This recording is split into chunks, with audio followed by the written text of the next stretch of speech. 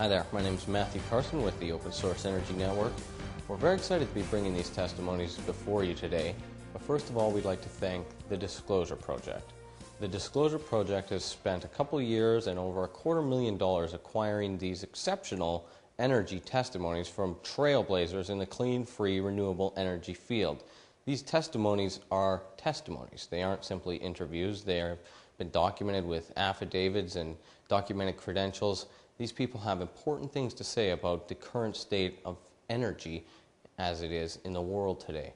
Please listen carefully, watch carefully, share these videos, disperse them amongst your friends, email the links around, but make sure to donate directly to the Disclosure Project today, and keep in mind that these are not fictional interviews or showbiz articles. These are testimonies that we hope, and the Disclosure Project hopes, will eventually stand in a court of law.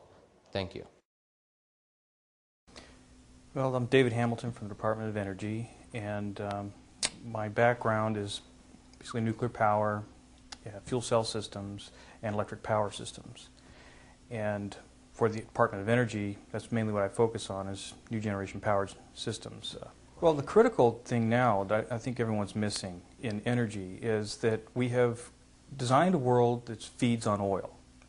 And those oil supplies are becoming limited, more and more limited.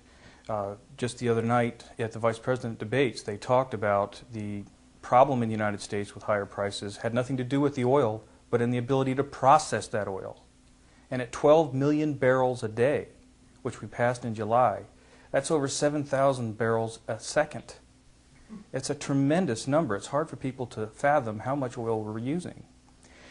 Now, if we look at what supply is, never before in our history have we been in a position where supply and demand would intersect. So we've basically been operating as a monopoly for oil. It's a free product. And now, in about 10 years, we will see the intersection between supply and demand. So that means we'll be seriously supply limited.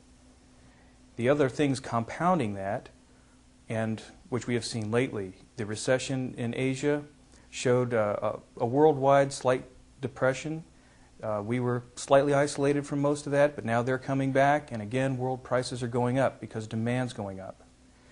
And we're going to see that become even worse. I've got some curves I brought with me to demonstrate this, but if you look at where the Asian and the Chinese market people are in technology compared to where we are, where the UK is, they are about our 1920s technology level. When they move up that curve to try to have as many cars as we have per capita, the demand for oil will be astronomical, because right now the industrialized nations are only 20% of the total population.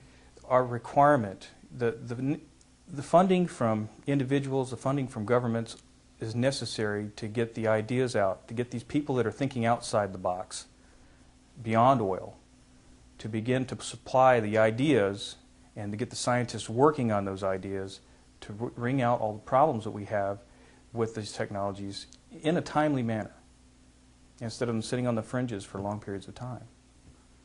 Well, there's some things I know about, some things I can't really talk about, because, but I do know that there are tremendously impressive weapon systems and potential energy systems, but I don't have access to really study them.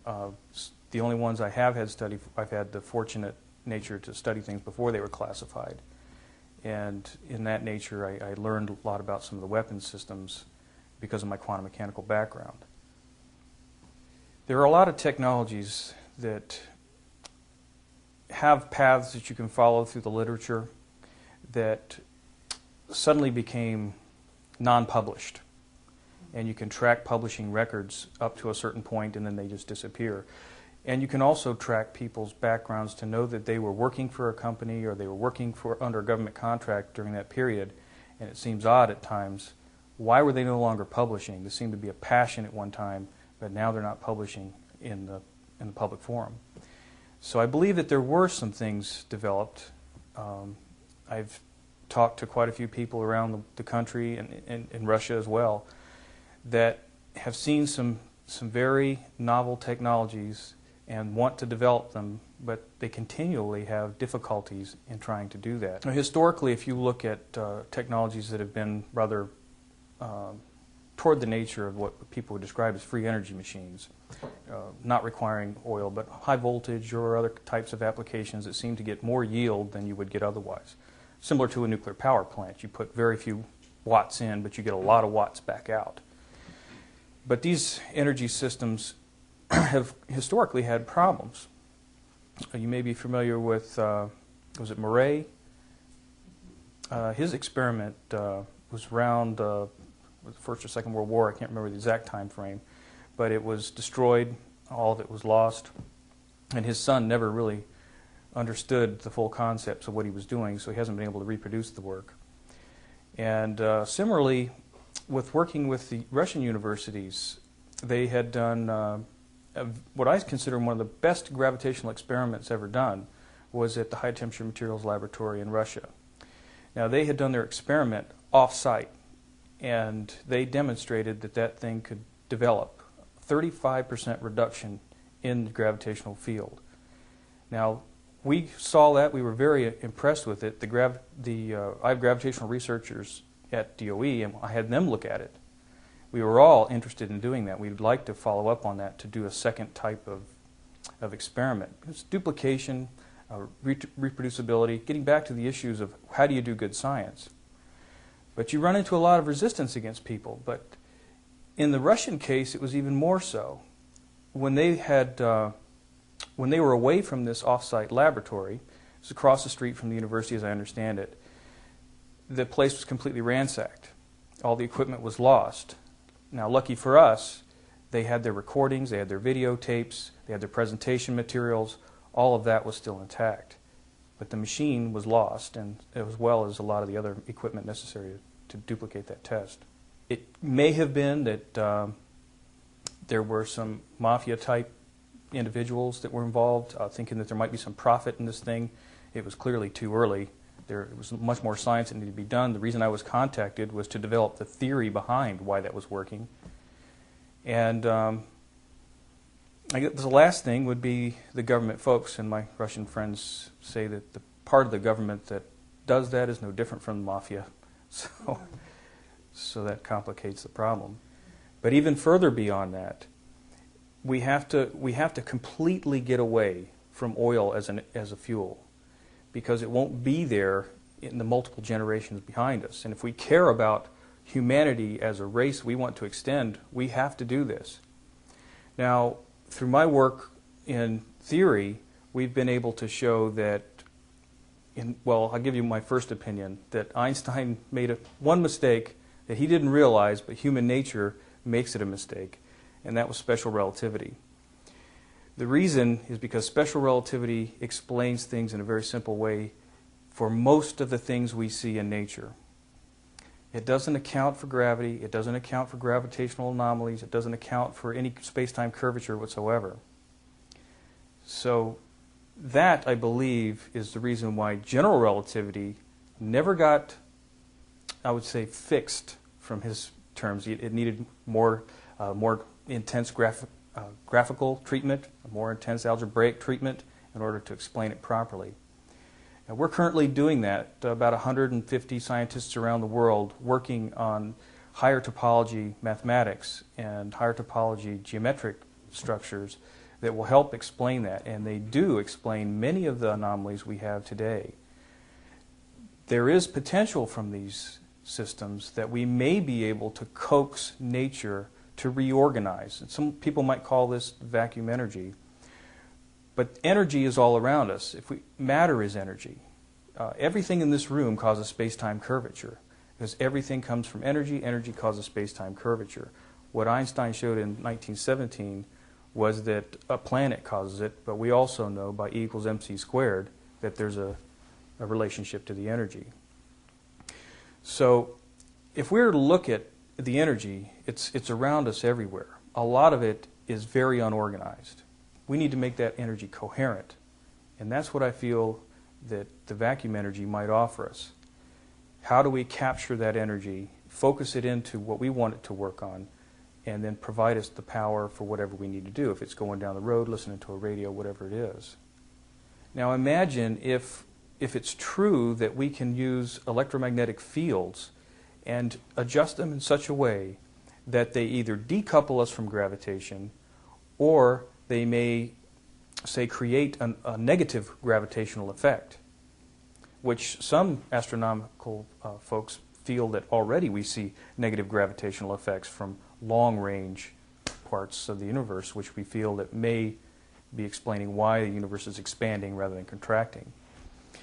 But again, if we can take advantage of these locally, and we can do it without using tremendous amounts of energy, possibly using the other energy things we were talking about earlier, the freer energy concepts, the vacuum energy, then we've got a way to move material in the Z-plane really efficiently and also with no pollution. And that is really critical. I think that technology in itself is critical because as this population grows, this little planet gets smaller and smaller. And you know, when you look at LA's projections in 2050, 50 million people. I mean, right now, you have to ask, where are they going to go? We have some serious problems to face. The other side of the coin on energy issues is the amount of carbon we throw into the atmosphere. Now, this has been an important aspect of what the Department of Energy has worked toward, is to try to get cleaner fuels, to work with EPA, to work with other people to try to reduce the amount of carbon. And we can see the effects by the turtle population, sea turtles that get they have to be in warmer waters to get certain kinds of fungus. And those fungus growths are becoming more and more prevalent. We see it in the coral. The British government released, as well as Greenpeace has released, about coral damage. We know that bleaching happens only because of either thermal or exposure to air. And in some of these cases, they weren't exposed to air, so it must be the thermal currents causing these effects. And then we've had a record amount of ice fall off from both the ice shelves. So these are troubling. I mean, a 100-foot rise in water is probably not tremendously concerning to most people, but if you live under 100 feet, you'd be pretty concerned about that. The other problem of how to do that is really challenging, because if you look at what we've done in the United States, it's focusing on just ACE, just the U.S. And what the Europeans are doing is focusing on just them. And again, we get back to the issue, we're only 20% of the population. We've already used half of the available known fuel. And now we're looking at the other 80% of the world coming up using those same technologies. And as Tom mentioned earlier, we might well get into a carbon density that could be irreversible. And there have been quite a few papers talking about exactly where that is. It may not be a very calm transition that most people expect. It may be a catastrophic change. And that really fits with the fossil record. There haven't been really calm changes during extinction phases. They were catastrophic changes that ended up killing large populations. I think it's going to take a worldwide effort to get around these problems. It's going to take an effort that divorces everyone from fossil fuels, fossil-based fuels, trying to find every aspect, every avenue we have to create the electricity we need for most of our applications in very clean ways. Now, in order to do that, it's going to take a tremendous effort. Now, spending that money by the countries is not a bad thing. It creates high-tech jobs. And over the long run, I believe we will create a lot of high-tech jobs. I think this is a good thing for the world. It's a good thing for people. It's a good thing for this human race. And we need to start doing it now before it's too late. And I am concerned that if we don't do something very soon, that as, again, we saw in the debates, the vice presidential debates, any society that begins to be resource limited begins to eliminate the problem stemming that resource limitation. And I would hate to see us get into the position, or other people come into the position to want to eliminate us, or we have to eliminate them in order to continue our lifestyle. And that's why it's so important that we start now.